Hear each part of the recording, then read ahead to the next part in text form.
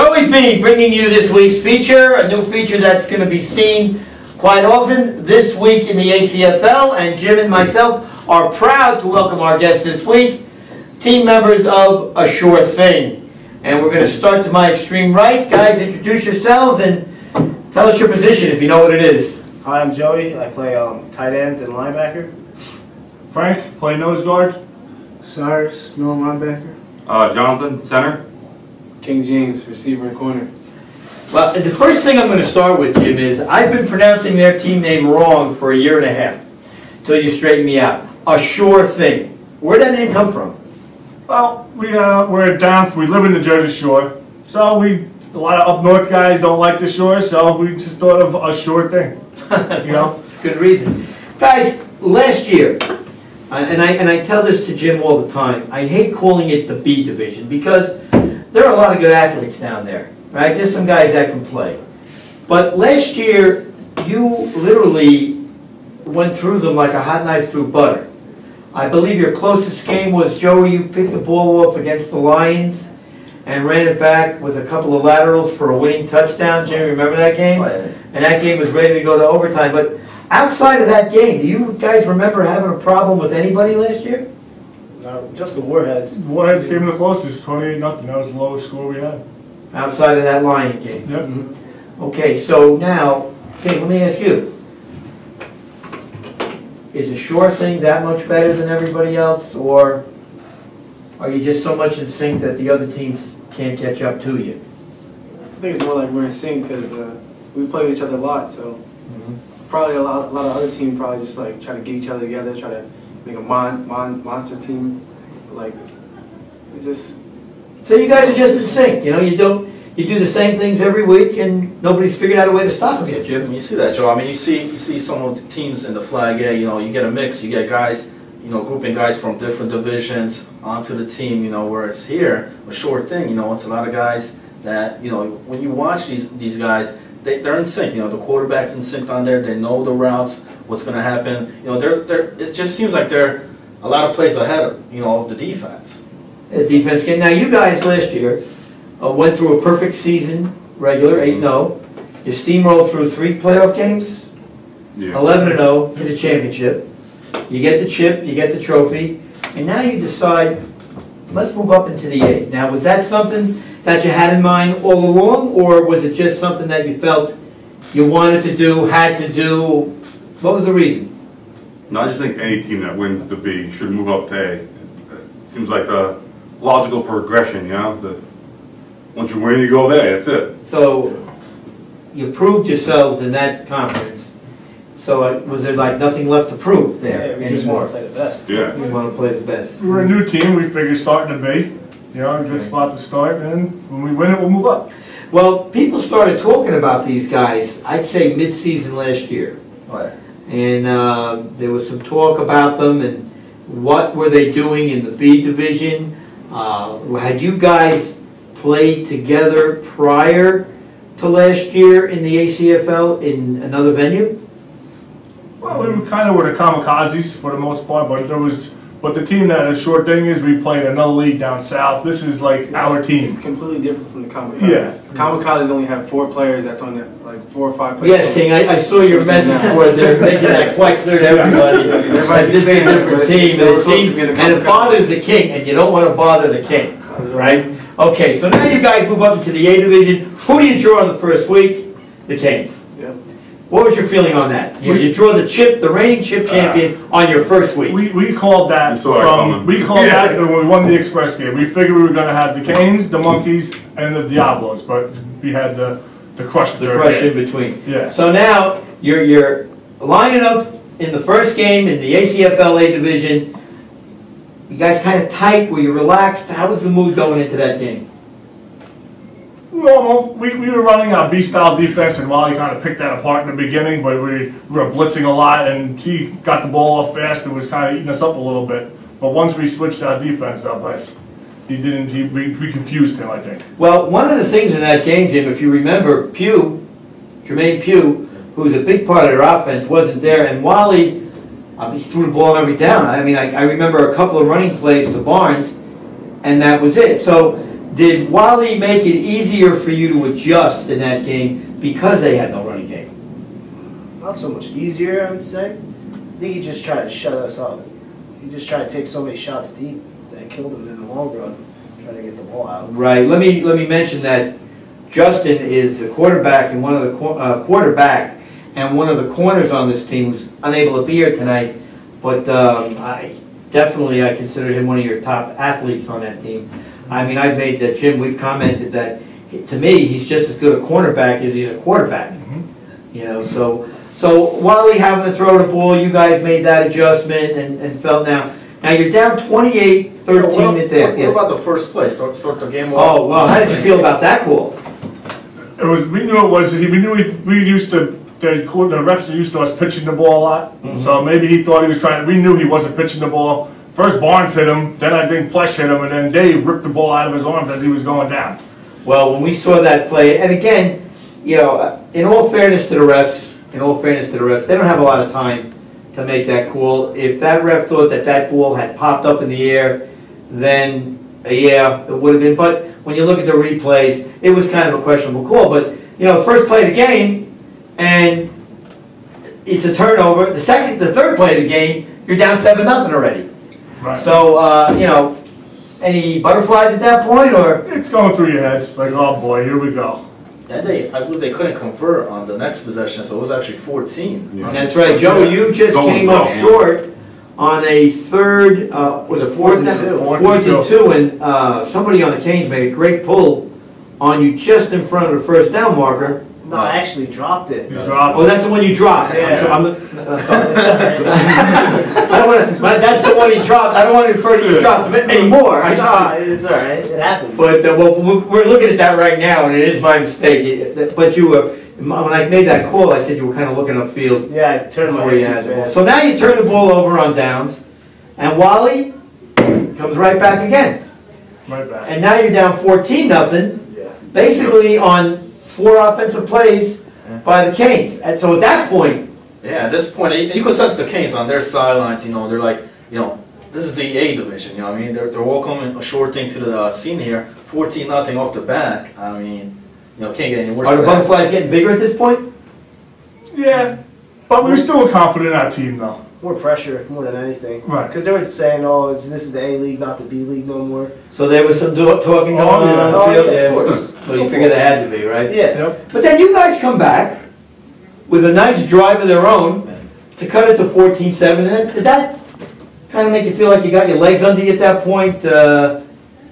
You're feeling pretty good. You're back in the game. A little bit more relaxed? I think it always had confidence in our offense. I don't think wherever we're not going to score points. So it's just a matter of us just getting a few defensive stops and we're going to win. All right, so you go into the half. You give up 28 points in the first half, which for you guys is unheard of, based on your past record. Now you're down 28-13. What are you talking about on the sidelines at that point? And the Canes are getting the ball in the second half. And the Canes are getting the ball to begin the second half. So now, if they get the ball, go in and score, now it's 35-13, and that throws an entirely different light on the game. What are you guys saying on the sidelines at 28-13? We just got to get a couple stops. Yeah. That's it. We got defense got to play better. Yeah, because at this point, the short thing didn't stop them at all. And not only did you guys not stop them, this is something we mentioned on the broadcast, you kept giving them the ball in amazing field position. I think Wally had the ball in plus yardage, plus territory on almost every possession. Yeah, field possession was like average probably 45 on the 45-yard Then possession. you give Wally, now, with all due respect to Wally, you give Wally a half a field, he gonna burn you. I mean, this team is multiple. Now you're on defense, all right? What is it looking like to you at this point? I feel like we're gonna just stop them and we're gonna get the ball and we're just gonna score. So you still were confident. You had I felt like that was it at halftime. Like they're not scoring no more, and we're gonna get the ball and we're just gonna put points up on the board. And then you guys started out on an amazing scoring roll. That was just incredible. Now, I want to take us to the last drive on the Canes, King. They're at the 5-yard line. There's about 3 seconds left, 5 seconds left in the game at that point. I don't know if they had any more timeouts, but here's Wally on the 5, one chance to win it. They're down 4. You're on the line of scrimmage as we're looking at that play right now. the snap comes, you immediately, and you're lined up tight to the line, you immediately come off the block and read Earl going to the outside. Did you know at that point, or did you have a feeling that Wiley was looking for Earl at that point? I had a feeling because a couple plays in the game that he got that pass was open, and he got the ball and he got a couple yards on him and another player. So I had a feeling that he was going to try to pick on me again, but kind of baited him and then picked it off. So you had your eyes on Earl the entire time. Yeah. So when he slid to the outside, your eyes lit up like a Light bulb. couple of light bulbs. And then he picks it off, as we're looking at right now, takes it back to the house, and you go into your strut the last 10 yards, which is okay because the game is over at that point, and you guys put up 25 points of your own in the second half and shut the Canes out. Now, at that point at the end of the game, what was the look on the Canes' faces? Was it one now of respect, or was it one of amazement that they lost the game? I don't think it was amazing. What we're getting a lot is we'll see in the playoffs. It's only regular season. This is after the game? Yeah. Oh, okay. We're getting a lot of, like, every week when the Monkeys, the same thing. It's only the regular season. We'll see what you do in the playoffs. Well, we come to play every game, so. Well, let me ask you something. Now, you played your first game in the A. What did it compare like to the B division? Was it tougher in your eyes? Was it a little bit tougher, a lot tougher? It was a little bit the same, but the guys were just bigger. I mean, what was your feeling on that first game? They're a lot stronger than the B division. Okay. So, down the line, their athletes are bigger and stronger. Yeah. Would you More say? organized too. Yeah. Mhm. They know what they're doing more than the B division. That's why they're in the A division.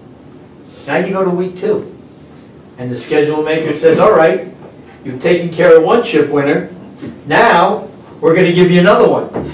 And you come up against the Monkeys, who are in a little bit of a rebuilding stage, but they have a very capable quarterback in the Goose. They have some playmakers, JoJo, who reminds me a lot of you, Joe. Number 3 for the Monkeys. JoJo's all over the field. Absolutely. He's not a bad player. He's a very good player. They have some weapons. They have the human gazelle. What's he called again, Jimmy? Oh man. What is he? Rose, right? Rose, yeah. They call him the human cheetah or something. He eats raw meat. Wicker out there. Wicker out there. We all know Mr. Wicker. Familiar Hollywood face out there. Hollywood was out there. I mean, you know, franchise, another good player. The Cookie Man, Donnie, another good player. So they got playmakers too. And before you know it, it's 19-0. And they rallied a little bit in the second half. But you guys went out and put up another 19 points in the second half. You win that one 38-19 in a game where it was not as close as the score would indicate. So now you're 2-0. You've beaten 2 chip winners. I mean, are you guys strutting now, or are you still playing with a little cautious optimism? Can't get too excited because it's only the second week. Mm-hmm. Even if the rest of the teams are champions or have passed one, you still can't sleep on them. So you're up for everybody every week. Yes. Doesn't matter who they are. Just come out to play every game. Okay, and a star was born in that game. Morris, number 6. Oh, Harris. Harris. I'm sorry, Harris, Morris, and told you to give me the names. But a star was born in that game. He had at least a dozen catches in that game. And now, were they double teaming you, King, in that game? Is that why he was so open? Yeah. They were double teaming you, so this gave Harris a chance. And he strutted his stuff in that game. Justin hit him with a beautiful pass in the corner of the end zone for a score. Seemed like he was wide open a lot of the time, but that's not your fault. I mean, if he's open, you get him the ball. And Joey, the other thing in the first 2 games that Jim and I noticed is that, now I know you guys are brothers. Did you play a lot of pitch and catch in the backyard when you were kids or something? Yeah, actually, the funny thing is, me, Christian, number 2, who always talks on the board, Okay. we actually been playing together like all our lives since we were 6 years old. Jim, one of the things we See mentioned, number 2. I mean, no, I thought we were hoping to see him, give a Get chance to some be salsa live in dancing person, on you the know? He's practicing the salsa dancing now. But you and your brother are so in sync, and it seems that he's willing to get you the ball early and make you create your own running room, your own play. I mean, is that because, I mean, he throws the ball downfield to you occasionally, but most of the passes in the games we've seen have been these quick hitters and you just make something happen on your own. Well, me and him talked before, like, not really talk, we just look at the defense and see what we could run, pretty much. We've been playing together so long, it's kind of pretty much what you said, pitch and catch. Do you like more lining up in a wide out position, tight end position, or running back position? Because you don't know what the defense is going to do when you're in your huddle. Yeah. So, I mean, when you come out, maybe you make an adjustment at the line, but you like catching the ball more out of the backfield, more as an H-back, tight end, wide receiver? Probably wide receiver the most because you don't have to get pressed every time. Tight end, you always get pressed. You're always going to get a shot at the line. Yeah, you're always going to get chipped. So probably most likely, wide out because you get a free run. Joe, speaking about the huddle, I don't think these guys. I was going to say, I don't think we've been in a huddle in 2 years. One thing about this. Wait a minute, I thought that was you on the camera skipping the huddle. You mean they don't huddle up at I all? don't think we've seen a huddle. One thing about this team, when I capture a lot of different teams, this is a hard team to capture. Cause I got to be ready. I'm rushing up there trying to get to the next side because a lot of teams, will huddle up on it. Not here. I ain't going to argue with them. It's working. You got to be ready. Yeah. They're averaging 45 points a game. And that's another thing. You guys are averaging over 40 points a game on offense. And when anybody talks about the ACFL A flag division, the first thing that comes to anybody's head is defense. It's tough defensively. You guys are mashing these defenses. I think that was one of the big questions. This team coming into Flag HO, we knew they could score. You know what I mean? And there's a lot more beef in the Flag A. A lot of guys would say. And so far, you seen that game against the Monkeys. I think that big red zone stops these guys had. You got a lot of stops in the red zone. Shutting down the franchise. I think one of them on that big run. I think JoJo was getting the ball. Somebody just came up on that D line. They beat the O line, and that Monkeys O line is huge. Yeah, Ken, you were covering the franchise for a lot of that game, right? No, I don't know. You didn't cover. That was you. You were on the franchise. You did a heck of a job on them. They were doubling you. Did you have a little bit of a hard time in that game, getting yourself free, or? I did, but it didn't really. I didn't really had to try too much because the other guys got open. Yeah, Mr. Harris. Yeah, Mr. Harris was the new king for a day. But you came up with a couple of big catches in that game. Yeah. You come up with big catches in every game, don't you? Yeah. He's trying to be humble here. Meanwhile, he wants to get up on this table and say, "I am the king." Maybe at the end. Week 3, you draw the Crush. Really not much of a contest there. And the Crush had been a team that had also moved up. And they were getting better, and you put a lacing on them, 48-6, I believe the score was. So that game was over early. And now last week, the Dirty Birds, who are another team that's moved up, you hang 42 up on them. 40, excuse me. And I'll take my safety away. Yeah. You had a safety that game, right? Yes. Well, you know what? So we did something good, but we're going to show Frank's almost interception against the Canes. You remember that? Perfect. I remember. Oh, it was beautiful, Frank. You read Wally, you slipped over to the left, and then the worst thing he could do was hit you in the hands. Yep. Well, when he was getting the ball off really fast, so the pressure really wasn't getting to him because he was getting the ball off fast. So we decided in a couple plays that I would fake run and drop back because I was never going to get to him. He was 1-2 and the ball was out. Well, I'm just joshing with you, but you had all your flags on there. Yeah, you catch that ball up, you're on your way back in for a yeah. He actually said that before the game too. Yeah, so now the Dirty Birds, they're a team that they have speed, they have athleticism, yet you handled them with really not too much trouble. Anything special in that game that you did, or was it just still the sure thing being a sure thing and nobody being able to stop you? Offensively, we just ran the same thing we usually do. We had to switch a couple things up on defense because they were running the ball a little bit on us, so we had to switch a couple things up on defense. That's about it. And they had also started out at 2-0. I have not seen the schedule. Who do you guys get this week? Do you know? Diablos. Diablos, and I believe that's going to be the game of the week. Yeah, that should be interesting. So Diablos are unbeaten. Diablos bring a lot of speed as well. No, they lost to the All-Stars. They lost to the All-Stars. Now, the All-Stars, by the way, the All-Stars are the game of the week this week against the UTC, and they came from behind. And when you watch it on the broadcast, it was a really hard-hitting, tough game, and the All-Stars pulled it out. So, I mean, they're a factor. So you have the Diablos at 3-1. You're 4-0. The All-Stars are 3-0 because they had a bye week. So the division is kind of top-heavy right now, and you guys are going to sort it out. Now, unfortunately, because of the regular season schedule, you guys are not going to be playing every team in the A. So there's a chance in a playoff game that you'll be playing against someone you haven't seen. You guys, do you scout any games? Do you watch other teams play? Or basically, it doesn't matter what anybody else does to you?